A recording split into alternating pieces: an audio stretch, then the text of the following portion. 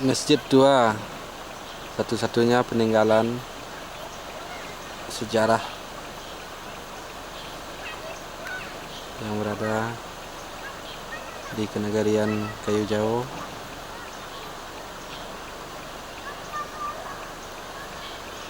Kabupaten Solok, Sumatera Barat, Indonesia.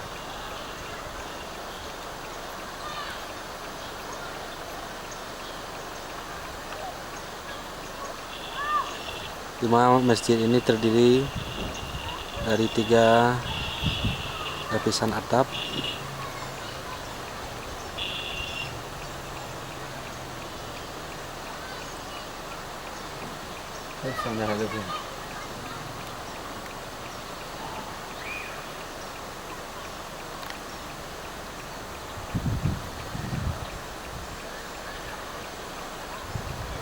Di mana terlihat sangat jelas Masjid Dua ini beratapkan ujung.